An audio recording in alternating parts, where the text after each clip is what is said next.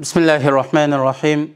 Elhamdülillahi Rabbil alemin. Vessalatu vesselamu ala Resulina Muhammed ve ala alihi ve ashabihi ecma'in. Amma ba'd. Assalamu alaikum ve rahmetullahi ve berekatuhu. Hürmetlik ustazlar ve qarindoshlar, bugünkü dersimiz hadis qudusiydan bir qancha hadislarni so'zlab o'tamiz. Birinchi hadisimiz, har qanday bir banda Alloh yo'lida jihad qilib chiqadi ekan, Alloh subhanahu va taolo u bandasini ajr g'animat bilan qaytaradi yoki buni qabzroq qilsa shahidlik martabasi bilan qabzroq qiladi.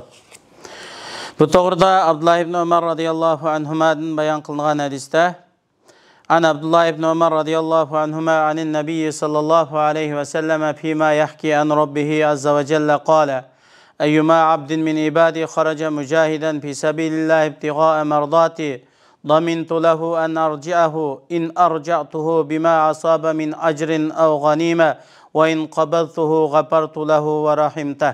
Abdullah ibn Umar radhiyallohu anhudan Peygamberimiz sallallahu aleyhi ve sellem Allah Teala'dan bayan kılınan hadiste Allah subhanahu ve taala mundaq deydi. Mening qaysi bandam mening roziligimni talab qilib Allah yo'lida jihad qilib chiqsa, u bandam uchun agar uni jihad maydonidan saq salomat qaytarsam ajr yoki g'animat bilan qaytarman. Agar qaytarmasam, ya'ni vafot toptursam, uni mag'firat bilan va rahmat bilan vafot topturman. Bu hadisni Imom Nisoiy rahimahulloh kitobining 6-tom 18-bab 3126 numurluq hadis jihad bölümü mag'lub bo'lgan yo'shirin qo'shinning savobi degan babda keltirgan.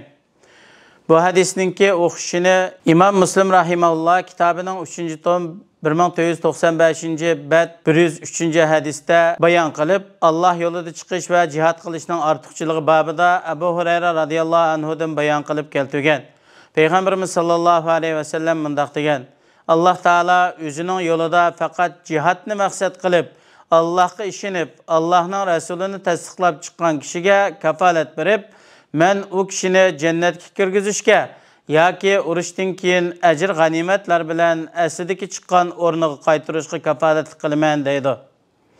Bu hadisning ma'nosi, bu hadis mujohidlarga beriladigan ajrning turlaridan bir turni bayon qilib berdi.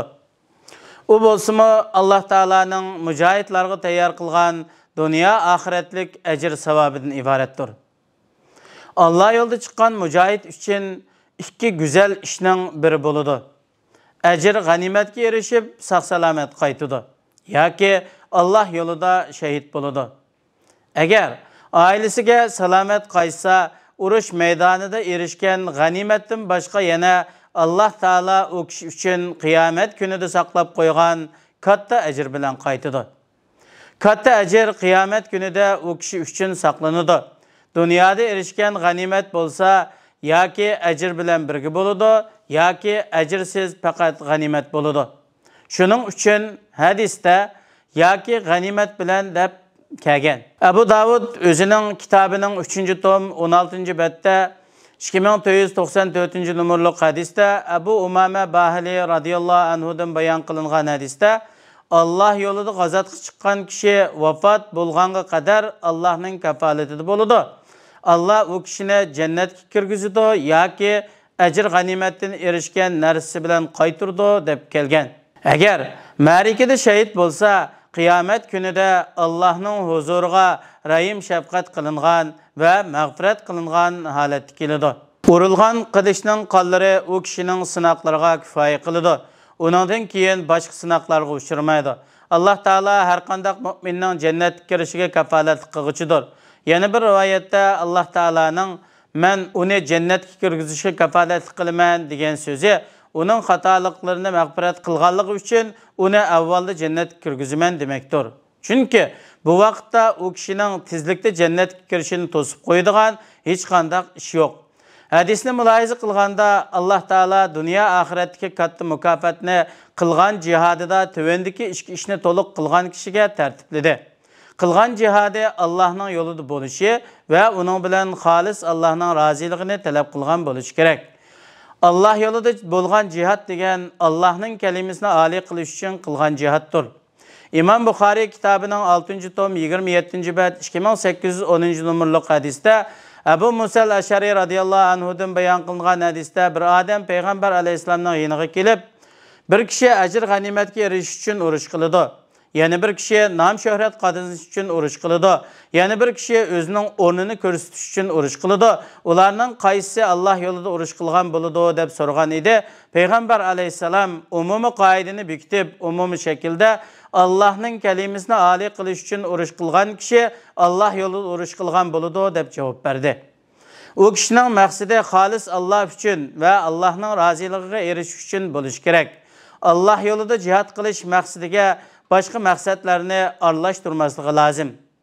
İmam Nisoiy kitobining 6-tom 27-bab 3140 nomerli hadisda Abu Umametul Bahli radhiyallohu anhudan bayon qilingan hadisda mundaq deydi. Bir odam payg'ambar alayhisolamning yoniga kelib, "Qaramamla, bir kishi ajr g'animat, nom shuhrat izlab g'azat qilsa qandoq bo'ladi?" deganda, payg'ambar alayhisolam u kishiga hech narsa yo'q dedi. Kelgan odam savolni 3 qitim takror so'ragan edi. Payg'ambar alayhisalom u kishiga hech narsa yo'q deb bo'lib, bundaq dedi. Alloh taolo qilgan amallardan faqat xolis o'zining roziligini talab qilib qilganlarini qabul qiladi.